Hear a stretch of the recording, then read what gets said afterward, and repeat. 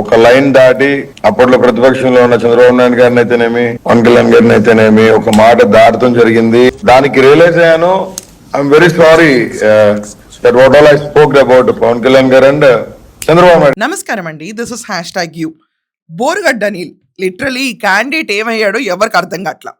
మొన్న రోడ్డు మీదకి ఎక్కి జగన్మోహన్ రెడ్డి ఏ రోజు అయితే గన్నవరం ఎయిర్పోర్ట్లో దిగాడో ఆ రోజు రోడ్డు మీద ఎక్కి కూర్చుని భారతక్క కోసం నేను పోరాడాను, జగన్మోహన్ రెడ్డి కోసం యుద్ధం చేశాను, వైసీపీ కోసం శ్రామికుళ్ళ పనిచేశాను, నా నోటితో వ్యభిచారం చేశాను, పిచ్చిగా మాటలు అనేసాను. కానీ నాకు ఈరోజు పట్టిన గతి ఏంటంటే చివరికి భోజనం కూడా పెట్టరు ఇక్కడ నన్ను అన్నాడు.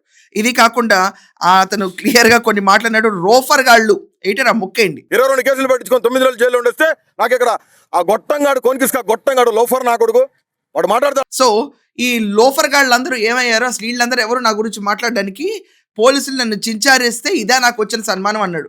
దాని తర్వాత చాలా ఛానల్స్కి ఇంటర్వ్యూలు ఇచ్చిన దాంట్లో ఏం చెప్పాడంటే, సారీ అండి పవన్ కళ్యాణ్ గారు, చంద్రబాబు గారు, లోకేష్ గారు, ఐఎమ్ వెరీ సారీ, నేను అన్న మాటలకి నేను అలా అనకుండా ఉండాల్సింది, ఒక స్థాయి దాటి మాట్లాడాను అని చెప్పి కన్ఫెషన్ చేస్తాడు. లిటరలీ అంటే ఇతను ఏమన్నాడంటే, రిపబ్లిక్ పార్టీలో వాళ్ళు నన్ను సారీ చెప్పన్నారు, సో నేను చెప్పనన్నాను, అందుకనే నేను రిజైన్ చేస్తాను ఆ పార్టీకి అన్నాడు.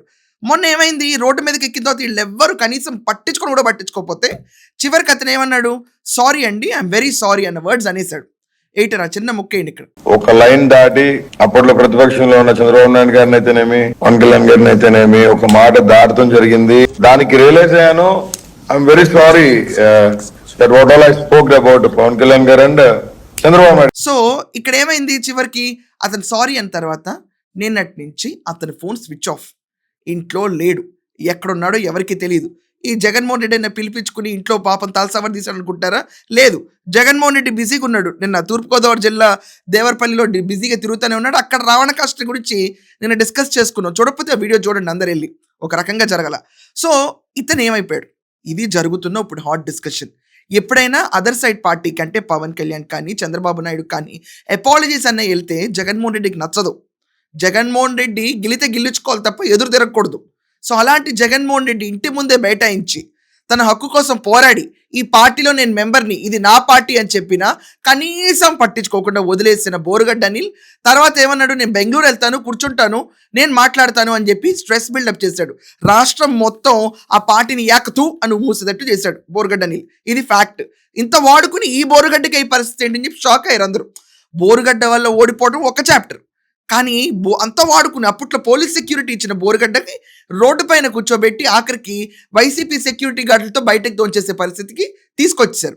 సో వాళ్ళ పరువు అలా పోవటంతో, సజ్జలని మోస్ట్ ఇంపార్టెంట్లీ ఇక్కడ కెలకడంతో దెబ్బకి కుదేలు పడిపోయి ఈ క్యాండిడేట్ ఇంక వెళ్ళిపోయి పవన్ కళ్యాణ్కి తర్వాత చంద్రబాబు నాయుడుకి అపాలజీ చెప్పడంతో దట్స్ ఇట్, కనుమరుగైపోయాడు.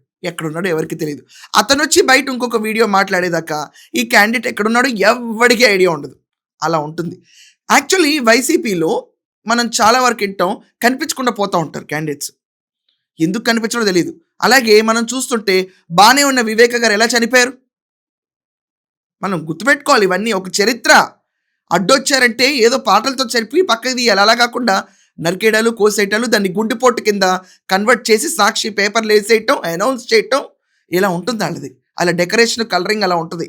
సో ఎదురు తిరిగిన ఎవరు భూమి మీద బతికిన నూకలైతే నాకైతే కనిపించలే. నేను ఎవరి గురించి ఎదురు తిరిగానో అని క్లియర్గా చెప్పట్లేదా, మీ ఇష్టం, మీరు అండర్స్టాండ్ చేసుకోండి.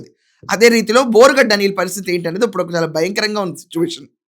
అతను ఫోన్ ఎత్తట్లేదు, ఫోన్ స్విచ్ ఆఫ్ ఉంది, ఇంట్లో లేడు, ఎక్కడా లేడు. మరి కొద్దిసేపట్లో వాళ్ళ వైఫ్ కూడా వచ్చి మా ఆయన ఎక్కడున్నాడో చెప్పండి అని చెప్పి పోలీసులు కంప్లైంట్ ఇచ్చే స్టేజ్ దాకా ఉంది ఈరోజు పరిస్థితి. సో ఇలా ఉంటుందండి ఒక లెక్క. ఎప్పుడైతే మనిషి మారాడో వాళ్ళకి నచ్చదు, రుచించదు, దెబ్బకి అంతే. వస్తాడో లేడో, ఉంటాడో ఉండడో తెలియదు మనకి. పాపం బోరుగడ్డ ఫస్ట్ టైం పాపం అంటున్న ఈ క్యాండిడేట్కి ఆ రోజు ఎందుకు చేశాడో అతనికి తెలియదు. రోడ్డు మీదకి వచ్చాడు చేసిన పిచ్చి మాటలన్నిటికీ. సరే ఇలా నైజం తెలిసిన తర్వాత కూడా రోడ్డు మీద కూర్చుంటే ఫ్యూచర్ ఏమవుతుందని కూడా ఇవాల్యుయేట్ అయిపోయాడు. అది చాలా డీప్ పార్టీ వైసీపీ అన్నది, ఎస్టిమేట్ చేయడం ఎవరి వల్ల కాదు. సో మీ అందరి ఒపీనియన్ ప్రకారం ఏంటి, బోరుగడ్డ ఎక్కడున్నాడు? దీని గురించి మీకేమైనా కొంచెం ఐడియా ఉంటుంది కదా, దాని గురించి మీరు ఖచ్చితంగా కమెంట్స్లో రాయండి. అండ్ సారీ చెప్పిన తర్వాత ఎందుకు మిస్ అయ్యాడు దీని గురించి మీ అభిప్రాయం రాయండి. That's all for now. Thank you.